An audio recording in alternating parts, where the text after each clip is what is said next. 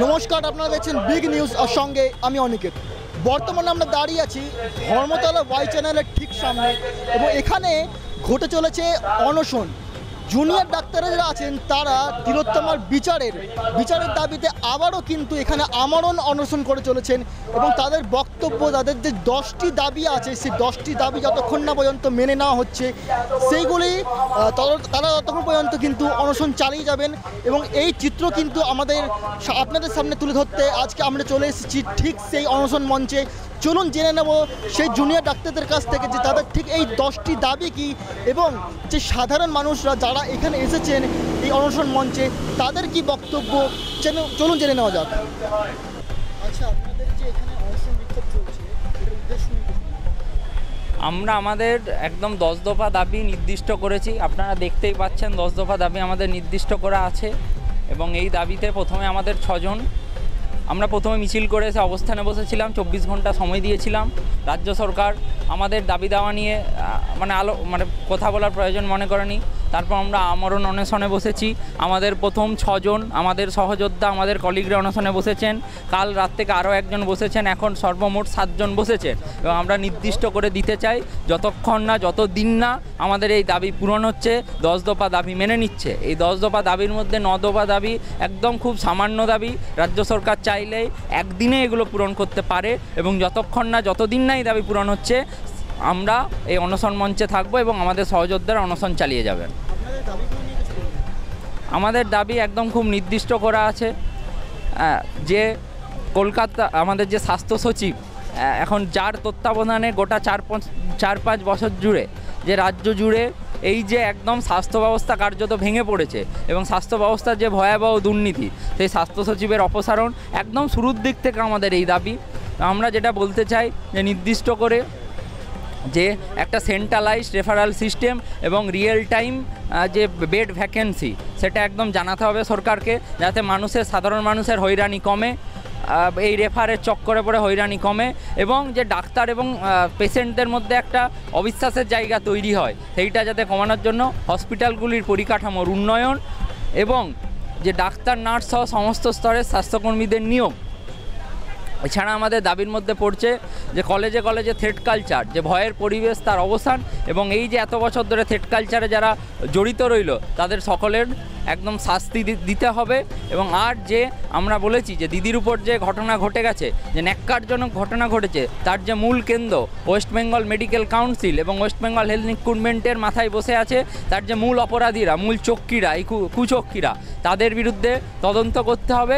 এবং আমরা মনে করি কলেজগুলোতে ভয়মুক্ত পরিবেশ তখনই হবে যখন কলেজগুলোতে একটা গণতান্ত্রিক পরিবেশ ফিরিয়ে আনা যাবে এবং তা সম্ভব একদম গণতান্ত্রিক কলেজ ইউনিয়ন বা কলেজ কাউন্সিল ইলেকশন এবং রেসিডেন্ট ডক্টরস অ্যাসোসিয়েশন তৈরির মাধ্যমে। তাই এই দাবি এগুলো খুব সাধারণ দাবি। রাজ্য সরকার চাইলেই একদিনের নোটিশে এইগুলো পূরণ করার একদম ঘোষণা করতে পারে। তাই আমরা চাইছি যে এই দাবিগুলো পূরণ হোক এবং আমরাও কাজে ফিরতে চাই এবং কখনোই কেউ কিন্তু ওই দীর্ঘদিন না খেয়ে থাকতে চাই না।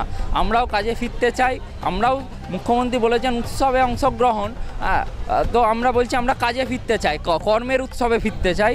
তাই রাজ্য সরকার আশা করব দ্রুত আমাদের এই দাবি মেনে নেবেন এবং আমাদের কাজে ফিরতে এবং এই অনশন তুলে নিতে আমাদের সহায়তা করবেন। আমার নাম সাগ্নিক মিদ্যা, আমি ইন্টার্ন। কিছুদিন আগেই ঈশ্বরচন্দ্র বিদ্যাসাগর মারা গেছেন, তার একটা বার্ষিকী আমরা পূরণ করেছি তার গলায় মালা দিয়ে ইত্যাদি।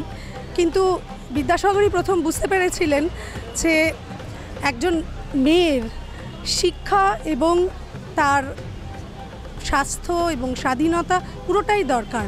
কারণ একটা মেয়ের যদি শিক্ষা না থাকে, তার যদি নিরাপত্তা না থাকে, সে একটা পরবর্তীকালে একটা সন্তানের জন্ম দিতে পারবে না। তো এই জায়গাটা থেকে আমাদের দেশ অনেক আগে পথ দেখিয়েছিলেন ঈশ্বরচন্দ্র বিদ্যাসাগর। কিন্তু আজকে আমরা কি দেখতে পাচ্ছি? আমরা তো একজন আমজনতা, একজন সাধারণ সিভিলিয়ান, এবং আমি একজন 2 সন্তানের মা। আমার ছেলে মেয়েদের কথাটা ভাবলে আমার বুক ফেটে যাচ্ছে যে এই যে আজকে যারা লড়ছে, যারা বিপ্লব করছে, আন্দোলন করছে, এরা অ্যাকচুয়ালি সমাজ শোধনের কাজ করছে, যেটা আমরা করতে পারিনি। আমরা 1947 সালের বিপ্লব দেখিনি, আমরা ক্ষুদিরামের মায়ের কষ্টটা বুঝিনি, কিন্তু আমরা এইটুকু বুঝতে পেরেছিলাম যে একটা রক্তক্ষয়ী সংগ্রামের ফলে কিন্তু আজকে আমরা স্বাধীনতা পেয়েছি। সেই স্বাধীনতা কি? আজকে আমরা কোন স্বাধীনতা পেয়েছি? আমাদের এই ছোট ছোট সন্তানরা তারা কাদের জন্য লড়ছে? এটা আমাদের জন্য লড়ছে, যেটা আমরা পারিনি। আমরা সহ্য করতে করতে আমাদের দেওয়ালে পিঠ ঠেকে গেছে। প্রতি ক্ষেত্রে অসম্মান, শিক্ষাক্ষেত্রে অসম্মান, স্বাস্থ্যক্ষেত্রে অসম্মান, রোজগারের ক্ষেত্রে অসম্মান। আমাদের কোনো নিরাপত্তা নেই। আমরা ভেবেছিলাম কি একজন মহিলা মুখ্যমন্ত্রী আসবেন এবং তিনি এসে বাঙালি শুধু মেয়েদের নয় ছেলেদের, তিনিও তো একটা বিপ্লব থেকে উঠে আসা, তিনিও এসপ্ল্যানেড রেস্টে ধর্নায় বসেছিলেন, বহুদিন তিনিও হাঙ্গার স্ট্রাইক করেছিলেন। কোথায় তিনি আজকে? তিনি বুঝতে পারছেন না যে আজকে অভয়া বলুন, তিলোত্তমা বলুন, ছোট বাচ্চাটির কথা জিজ্ঞাসা করলেন। আজকে ছোট বাচ্চাটার শরীরটা তো পূর্ণই হয়নি, পরিপূর্ণই হয়নি। তাকে দেখে কোন মানুষের লালসা জাগতে পারে ভাবতে পারেন? কোন মানুষের লালসা জাগতে পারে? আমরা আমাদের ছেলে ছেলে ছেলে করে পাগল হয়ে যাই। ছেলে সন্তান না হলে 7টা মেয়ের জন্ম দিই একটা ছেলে পাওয়ার জন্য। আমাদের তো প্রথম থেকেই শুরু করা উচিত। সেই ছেলেকে আগে বাড়িতে বন্দি করে রাখবো। তাকে যতক্ষণ না সচেতন করতে পারবো, তাকে যতক্ষণ না বোঝাতে পারবো যে একটা মেয়ে মানে তোর বোন, একটা মেয়ে মানে তোর মা, একটা মেয়ে মানে তোর ঠাকুমা, তুই তার দিকে ওইভাবে নজর দিতে পারিস না। আর স্কুলগুলোর পাঠ্যক্রমের কথা কি বলবেন? আজকে স্বাস্থ্য এডুকেশন ছেড়ে দিলাম, শিক্ষাক্ষেত্রে কারুকে বলতে শোনা গেছে একটা সেক্স এডুকেশনের কথা। আমাদের দেশে সেক্স এডুকেশন ভীষণ দরকার। কটা ছেলের মধ্যে সেক্স এডুকেশন আছে? কটা মেয়ের মধ্যে সেক্স এডুকেশন আছে? নেই। আমরা আজকে মুখ্যমন্ত্রী হতে পারি, আজকে আমরা প্রধানমন্ত্রী হতে পারি, আজকে আমরা শিশু স্বাস্থ্য কল্যাণ মন্ত্রী হতে পারি। আজকে তো আমাদের সবার প্রতি সম্মান ছিল, আজকে সেই সম্মান কেন হারিয়ে গেল? কেন আমাদের মনে হচ্ছে যে এই সন্তানগুলো যাদের কোনো দোষ নেই, যারা আমাদের প্রতিনিধি হয়েছে, শুনতে পাচ্ছেন মাননীয়া, আমাদের প্রতিনিধি ওরা, আমাদের প্রতিটা অসম্মান, আমাদের প্রতিটা প্রতিবাদের ওরা এখানে বসে আছে। যে প্রতিবাদ আমরা করতে পারিনি, যে বিপ্লব আমরা করতে পারিনি, যে আন্দোলন আমরা করতে পারিনি, আজকে এইটুকু ছোট ছোট ছেলে মেয়েদের দল করছে। ওরা তো দেশের জাতির সম্পদ। আপনি কি একজন মা? আগে প্রথমে প্রশ্ন করুন নিজেকে, আপনি কি একজন মা? আপনি কি যদি মা হতেন তাহলে মায়েদের দুঃখগুলো বুঝতে পারতেন। আজকে কেন অজস্র বাবারা দাঁড়িয়ে আছেন? কেন ভাবতে পারছেন কেন? বাবা মায়ের দুজনের সম্মিলিত জায়গাতে একটা সন্তানের জন্ম হয়, সেই সন্তান এখানে পড়ে আছে, না খেয়ে পড়ে আছে। ভাবতে পারেন? আমরা খেতে পারছি না, আমরা ঘরের মধ্যে মাটিতে শুচ্ছি। ভাবতে পারেন? আমরা হাওয়াই চটি পরি না, আমরা বড় জুতো পরি না, আমরা গেরুয়া পাঞ্জাবি পরি না, আমরা নীল সাদায় বিশ্বাস করি না, আমরা লালে বিশ্বাস করি না, সবুজে বিশ্বাস করি না, আমরা একটা সাদা রঙে বিশ্বাস করি। সাদা রং, যেগুলো অনেক রঙের মিশ্রণ। ভাবতে পারেন? এই রেনবোগুলোকে, এই ছোট ছোট প্রজাপতিগুলোকে আপনি বাঁচান, আপনি তো মমতা, আপনি তো মমতাময়ী। আপনি আসুন, ধর্ণা মঞ্চে আসুন। কিসের অহংবোধ? আমাদের কিসের অহংবোধ বলতে পারেন? কাদের আমরা আড়াল করতে চাইছি? সেই ধর্ষকদের। আপনারও বাড়িতে ছোট সন্তান আছে, আপনাদেরও বাড়িতে ছেলেমেয়েরা ডাক্তার। শুধু আপনি কেন, আমাদের প্রত্যেকের বাড়িতে আছে ছোট ছোট ডাক্তার হয়েছে। তারা কি টুকে পাস করেনি?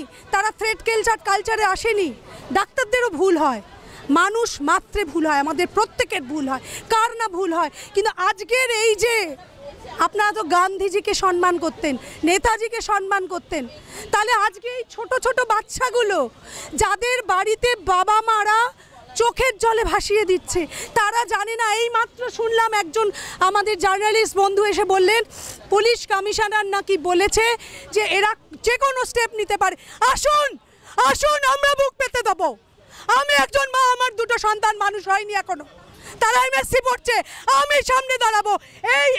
এদের সামনে যদি আপনারা টিয়ার গ্যাস চালান, আপনারা যদি গুলি বন্দুক চালান, বেয়নেট চালান, আমি সামনে দাঁড়াবো। আমি জানি এখানে সবাই সামনে দাঁড়াবো, আমাদের জীবনের বিনিময়ে ওদের বাঁচাবো। আপনি না এখানে ধর্নায় বসতেন? আপনার জানেন কি আয়রনি অফ দ্য সিচুয়েশন? আমার মায়ের নামও মমতা, আমার মায়ের নামও মমতা। আমার মাকে দেখেছি, আমরা যতক্ষণ না বাড়ি ফিরে এসেছি ততক্ষণ তারা বারবার ফোন করেছে, ওরে তুই ঠিক আছিস? ওয়ার্ক প্লেসে কি এরকম অবস্থা? বাড়িতে থেকে বাইরে ওয়ার্ক প্লেসে বেরোলে তো আমরা নিরাপদ, সেখানে 32 ঘন্টা 36 ঘন্টা ধরে কাজ করার পরে একজন মেয়েকে বলিদান করতে হয় কেন? কিসের সিস্টেম বাঁচাতে চাইছেন আপনারা? কিসের সিস্টেম বলুন, কিসের সিস্টেম? আমাদের দ্বারা ইলেক্টেড আপনি, আপনাকে বিচার দিতে হবে, আপনাকে জবাব দিতে হবে। আমরা কেউ ছাড়বো না, কেউ ছাড়বো না, নট এ সিঙ্গেল পার্সন। তাতে আমাকে গুলি করে দিক, আমার ছেলে মেয়েদের নষ্ট করে দিক, তাতেও মানবো না। আমার স্বামী হার্ট পেশেন্ট, আমি কিডনির পেশেন্ট, আমি দাঁড়িয়ে আছি জল না খেয়ে, ওদের সঙ্গে জল না খেয়ে দাঁড়িয়ে থাকবো, দেখি কতক্ষণ পারবো। যদি লো প্রেশারে মরে যাই তবে আপনার ওপর দায় পড়বে।